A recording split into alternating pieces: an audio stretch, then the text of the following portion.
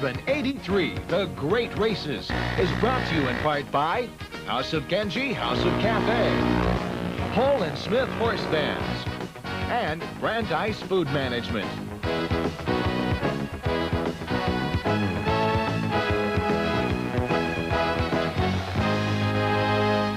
Good evening and welcome to AK-SAR-BEN. I'm Bob Cullinan. I'm Terry Wallace. This evening on AK-SAR-BEN 83, The Great Races, we'll be looking back on the first 3 weeks of the season here at AK-SAR-BEN, then take another look at the first 2 legs of the Triple Crown, the Kentucky Derby and Preakness Stakes.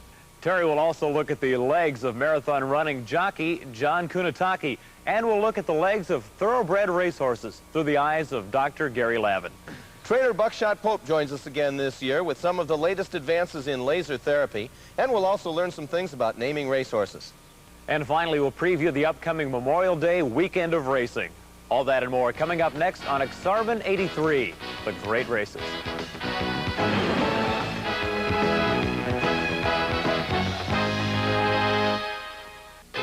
Who keeps plumbers plumbing in Nebraska? Who keeps paper hangers hanging in St. Paul? Who sells candy bars and motor cars and movie stars and mason jars? Bell System Yellow Pages, we sure do it all. Who keeps decorators busy up in Fargo, huh? Who keeps travel agents moving folks around? Who sells pickup trucks in Aberdeen and hockey pucks in Muscatine? The Bell System Yellow Pages, and we mean business in your town.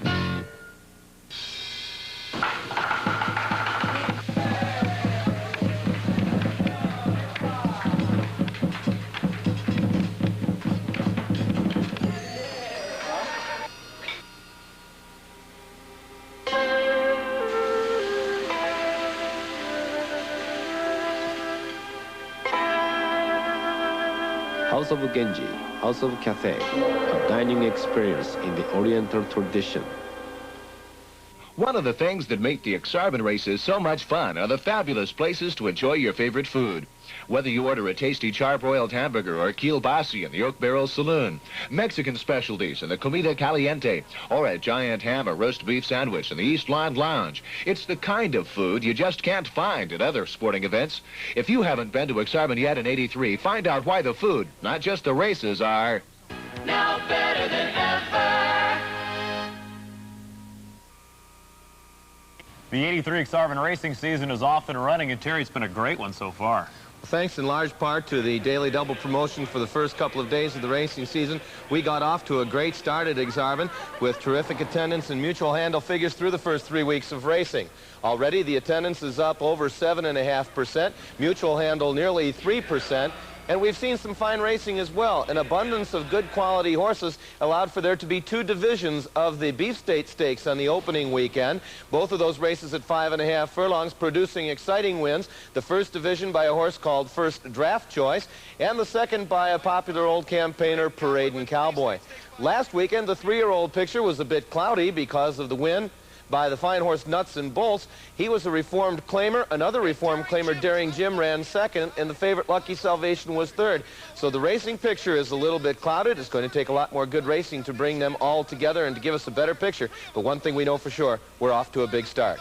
Terry, the biggest race in the past month had to be the Kentucky Derby. Now, 3 weeks ago, Terry Wallace picked Sonny's Halo to win the Derby.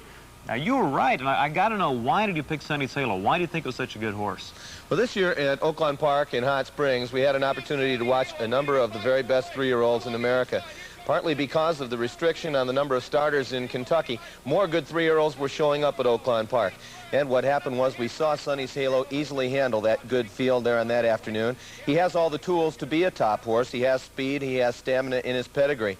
And with all of that going for him and the fast time that he ran in the Arkansas Derby, I was convinced that he was the horse for the time. Now, in the Kentucky Derby, Sonny's Halo ran just a perfect race, wouldn't you say? Absolutely. He drew a very good post position. He was in the middle where jockey Eddie Delahousie was able to get a pretty good line on exactly where all his competition was. He was able to place him just exactly right. And the sloppy track condition that was brought about by the heavy rains just prior to the Kentucky Derby didn't seem to bother him at all. He laid off of the pace of total departure pretty much as people expected him to through the early stages. And then Eddie didn't rush him when Desert Wine raced up alongside of him on the final turn. As you can see, Desert Wine even actually draws slightly in front of him, and still Delahousie confidently handled Sonny's Halo through those stages. Then when they had turned for home and straightened out for the drive, Eddie still had plenty of horse, and although Chris McCarron had gone to the stick earlier, Eddie didn't have to reach back and crack this horse until they were inside the 8th pole. And from then on, as you can see, he just draws away in a very, very impressive performance. Marfa on the extreme outside. Down the stretch, it's Sonny's Halo on the inside. Desert Wine is second. On the outside, Marfa. Up between horses, Slew of Golden Playfellow. They're nearing the finish. It's Sonny's Halo. He's going to win it. Sonny's Halo wins it a length and a half. Photo for second. Of course, Sonny's Halo is a name that's on the lips of horse racing fans all around the world. And that brings up the question, how do horses get their names? Now, Terry, I know Sonny's Halo is an obvious one. It is indeed. He's by Halo and out of a mare named Mostly Sonny, so his name comes fairly obviously. But the big question in the minds of most owners of thoroughbred horses is, what do I name him? As you can see here, the name not only is the name of a horse racing at Ak-SAR-BEN, but it also poses a very important question. When you buy a young horse, one of your duties is to name him.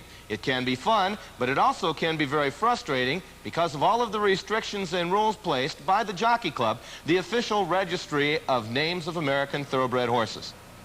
All these rules assure that horses retain their individuality. The limits on length of names and duplication of great horses of the past reduce confusion and abuse.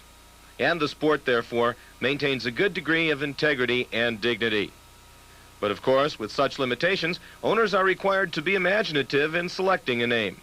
One of the most popular ways to establish the names of horses, as for instance Sonny's Halo, is to refer to the breeding of the horse. What we see here is the breeding of one of the great horses in American racing history. The sire Ray Count and the dam Quickly produced the great American Triple Crown winner, Count Fleet.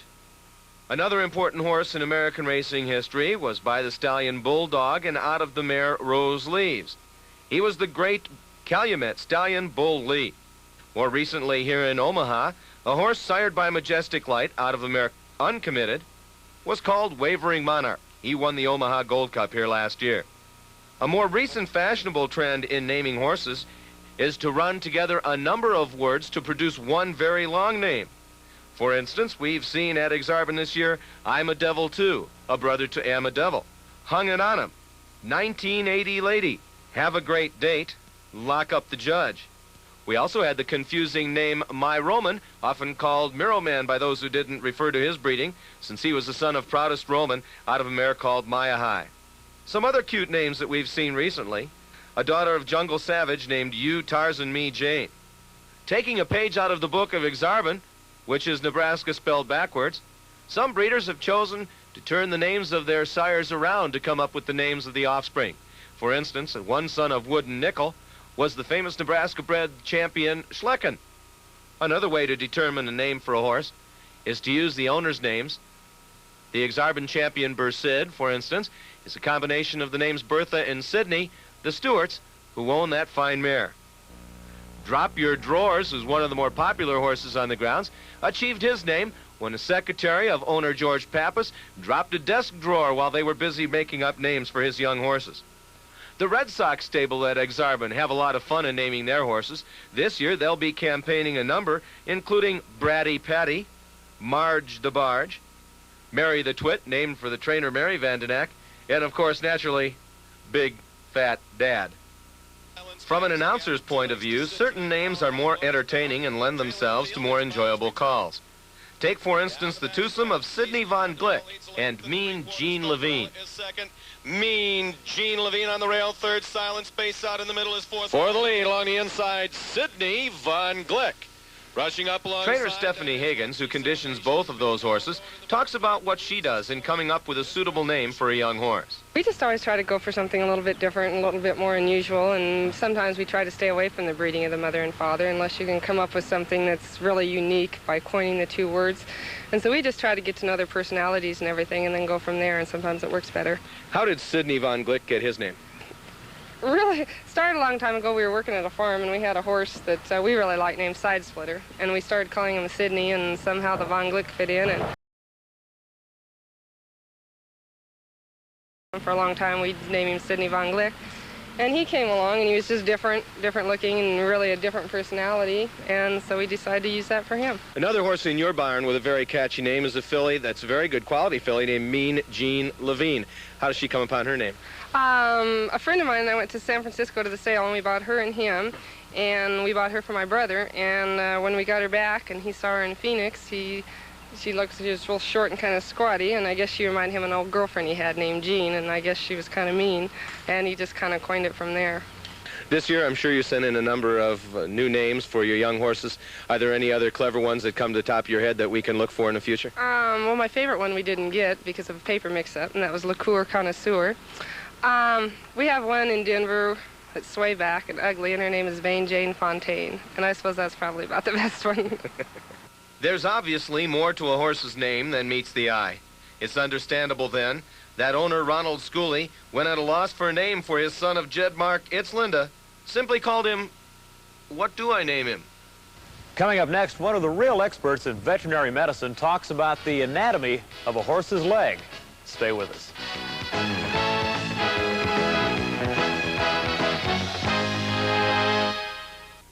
When they absolutely, positively have to be there by post time, who do you call? Hull & Smith Horse Vans. Thoroughbred horse transportation anywhere in the country. Safe, reliable service guaranteed. Hull & Smith Horse Vans have the capacity to comfortably haul up to 15 head per trailer. So when your horses absolutely, positively have to be there by post time, call Hull & Smith Horse Vans, Ashland, Nebraska. In Omaha, dial 332-4851. A service for horsemen, by horsemen.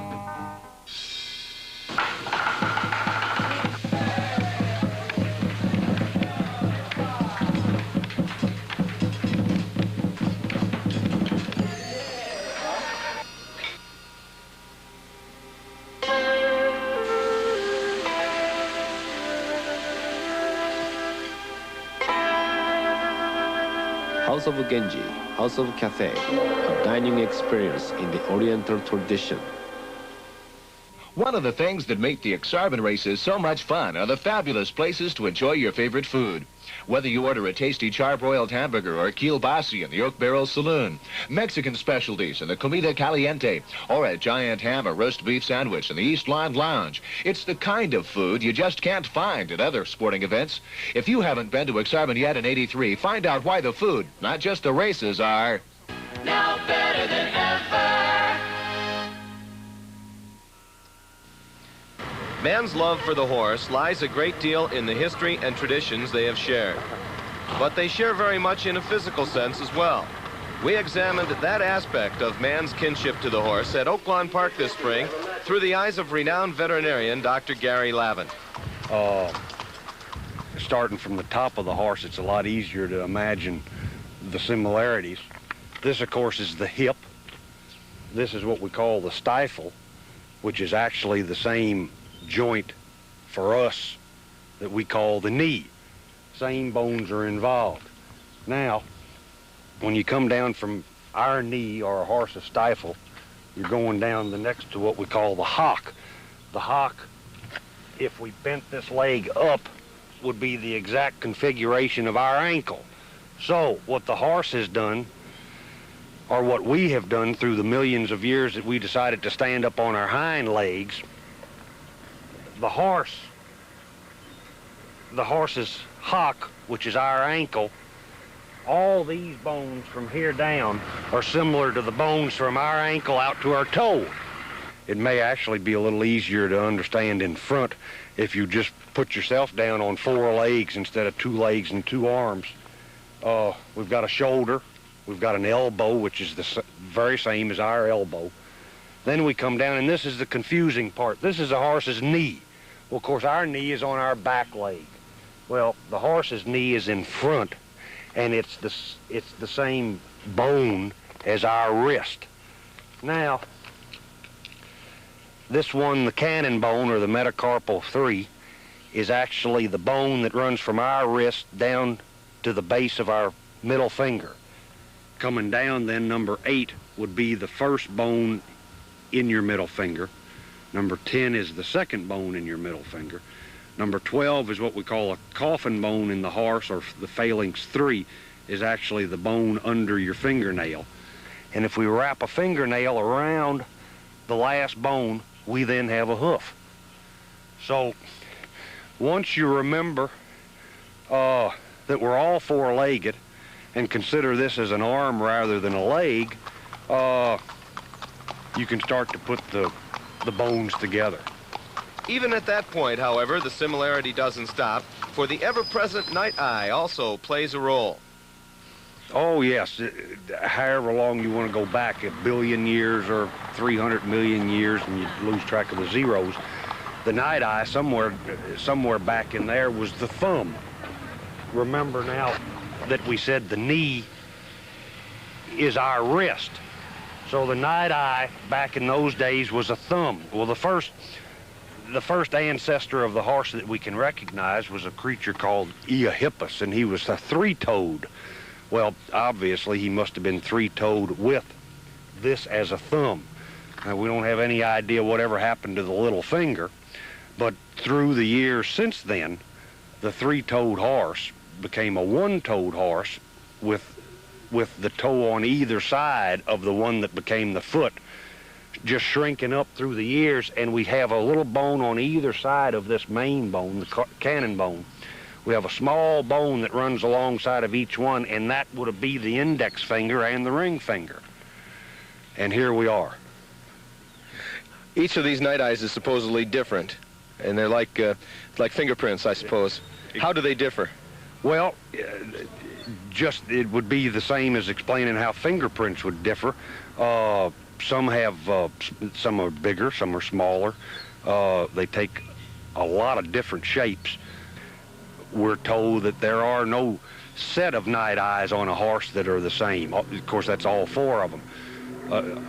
Whether it's an old wives' tale or not, a lot of old horsemen would pick out yearlings according to the size of the night eyes. The smaller the night eye, the better the horse. And I don't know whether you could make a fortune with that information or not, but so be it.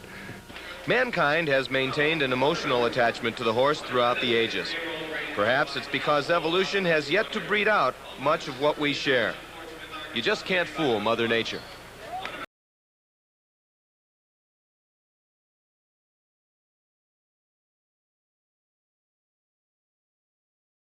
A marathon man. Our Bob Cullinan met him on the run at AK-SAR-BEN. There's always been an ongoing debate about jockeys. Are they really athletes, or do they just drive the horses around on the track? John Kunitake should settle that argument once and for all. You see, John is a runner, but not just your average Sunday jogger. John runs marathons, 26.2 miles of running. In fact, this 5-foot-tall, 40-year-old Hawaiian may be in the best shape of anybody on the AK-SAR-BEN grounds. Well, to ride horses, you have to have a good upper body strength, and you have to have good heart and good lungs, and I think I have it. What is tougher, do you think, riding a long race or running a long marathon? I think it's about equal. He's fit, he's strong, he knows what he can do. If he tells me he can go run 10, 15, 20 miles and then come back and give me a good effort, I have no reason not to believe him. Well, at first they were saying that I'd be too tired and I couldn't perform well. But I just kept it up, and finally they said, well, he must be the fittest jockey on the racetrack. John Kunitake was a man with a mission.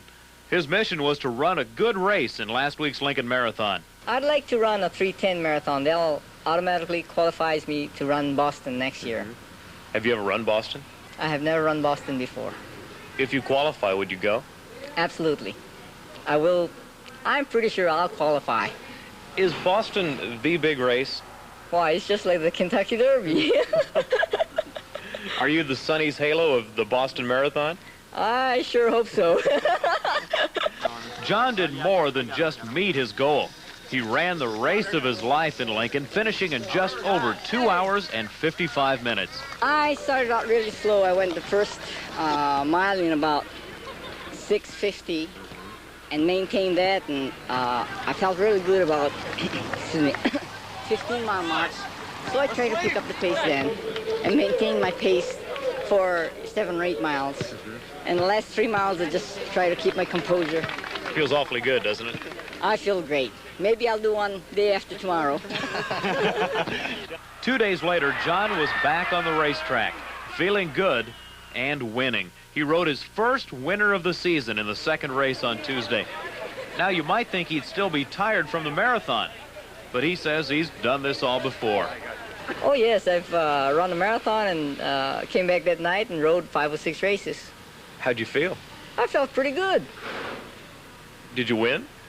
I won horse races, but I didn't win the marathon.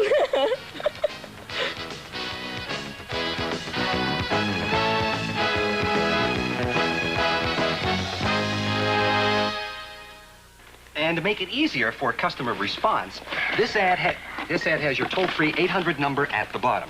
Good, but the 800 number should be bigger. Certainly, bigger 800. Put it on all our pens and pencils. Pens and pencils. the yellow pages. Yellow pages, brilliant. Get that toll-free number into all of our ads. That's what rings up sales. Exactly, Mr. Remember, Anderson. as the phone rings, so rings the cash register. Wish I'd said that. Northwestern Bell 800 service. It's the way to get things done today. No, I'm not an actor. I'm a racehorse. But when Hull & Smith asked me to do a commercial, I said, sure.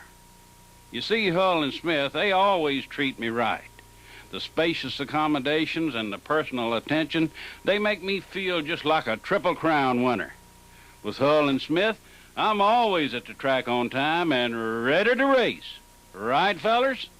Hull & Smith Horse Vans, Iceland, Nebraska. A service for horsemen by horsemen.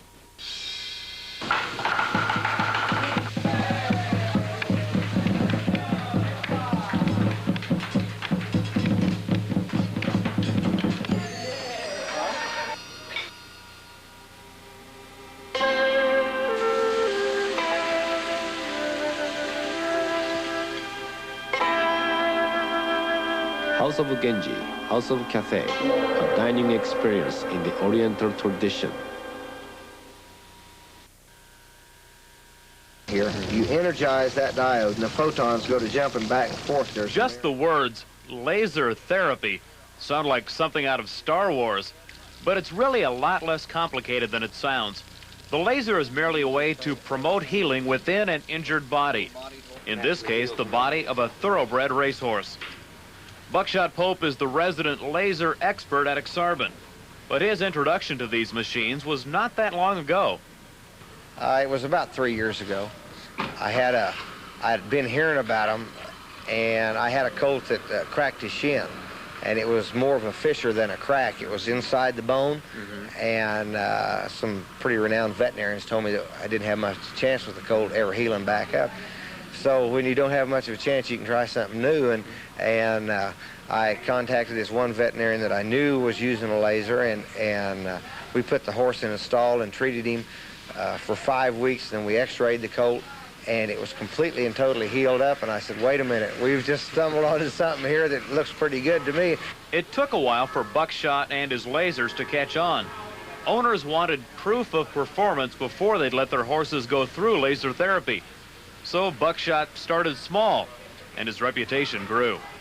I started out by treating a real old dog that had some sores that wouldn't heal. And in about 4 days, there was no doubt about it, the dog, when she started, she couldn't walk and the sores weren't healing. In 4 days, she could walk into the barn on her own, and the sores were, just anybody could tell they were healing. So then some pony girls, they heard about it, and their horses had little nicks and cuts on them, so I treated them, and they were all healed up extra fast. And so then they'd tell some trainers, hey, this guy's got this thing over here, he healed this horse up in 2 or 3 days. And so then a trainer would ask me something, and one horse would do good, and then the next horse would do good. And before long, I was treating horses from 8 o'clock in the morning until 3 o'clock in the afternoon, steady, with no break for dinner or anything else. Laser therapy is catching on. Buckshot has worked on horses that have come back from injury to win major races. Horses that, without the laser, might have been out of racing forever. Just the meet we just finished at Hot Springs, we worked on a horse that I won't use his name, but he was a 3-year-old, and he shin bucked at the meeting. And usually a shin buck is, you're talking from 1 to a 3-month layoff before you're back to the races. And we stopped on, or the trainer stopped on this horse, and I treated him, And he was back in training. He won an allowance race, a $30,000 allowance race, and come back and won a $50,000 added stake. We worked on another horse that had a quarter crack and looked like he might be out of the race. And we treated this horse, and he came back, and it was a $100,000 added win. We had just not, those are the big horses. We also treated some claimers that came back and just, reversed their form, too. Yesterday was a big day in the sport of horse racing, both here at AK-SAR-BEN and at Pimlico in Maryland. Terry has a look at both races. Saturday was a day of rain in thoroughbred racing in America. The rain had a serious effect on racing from Maryland to Nebraska. In Maryland, at Pimlico Racetrack, the Preakness Stakes was raced. It rained hard, a condition that would seem to suit Sonny's Halo, but things did not go well for Sonny's Halo, as we see. He leaves the starting gate and right away is bumped and pushed back in the field. When he rushes up on the field with jockey Eddie Delahousie in the irons, he has to be used a lot more early.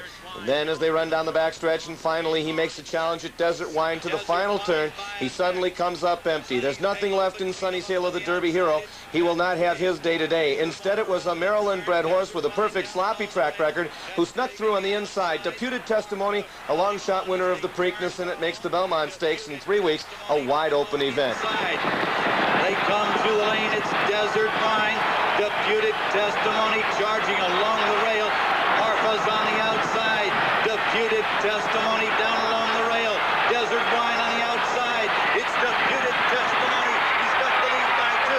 Desert Wine is second. Deputed Testimony in front.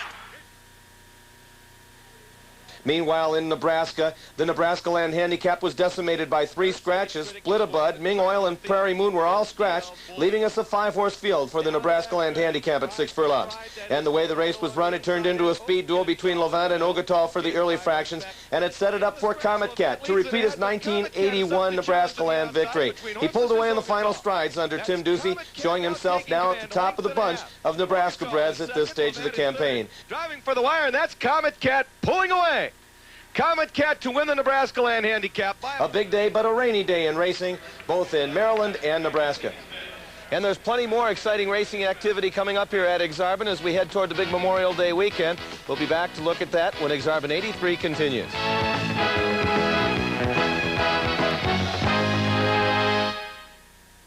When they absolutely, positively have to be there by post time, who do you call? Hole & Smith Horse Vans. Thoroughbred horse transportation anywhere in the country. Safe, reliable service guaranteed. Hole & Smith Horse Vans have the capacity to comfortably haul up to 15 head per trailer. So when your horses absolutely, positively have to be there by post time, call Hole & Smith Horse Vans, Ashland, Nebraska. In Omaha, dial 332-4851. A service for horsemen, by horsemen. AK-SAR-BEN for 83, now better than ever, with fresh hot pizza made right here, available on the west end of the Grandstand Concourse. Or enjoy the races in the air-conditioned comfort of the new Cornhusker Room, featuring exotic cocktails and the fabulous AK-Rib Sandwich. And on those hot summer days, nothing could be better than a refreshing cone or sundae from the new ice cream parlor in the Paddock Buffet on the lower level. AK-SAR-BEN and Brandeis Food Management. Now better than ever.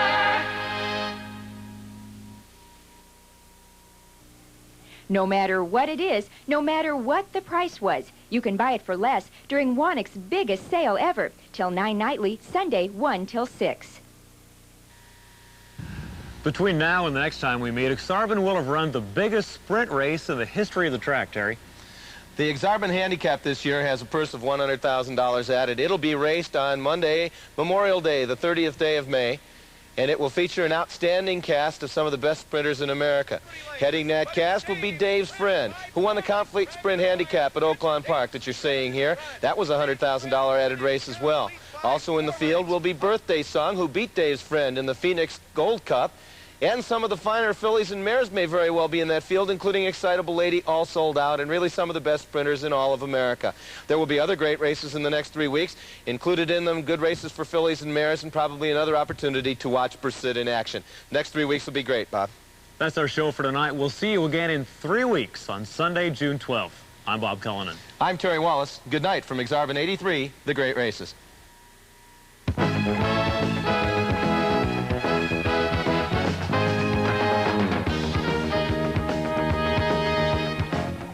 AK-SAR-BEN 83, the great races, has been brought to you in part by Brandeis Food Management, Hull & Smith Horse Vans, and by House of Genji, House of Cathay.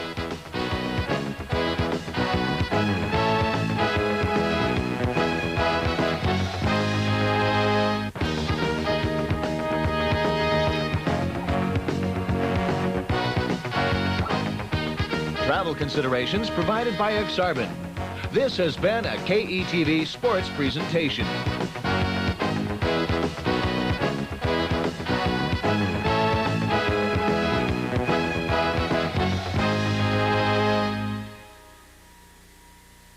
Mr. Wizard talks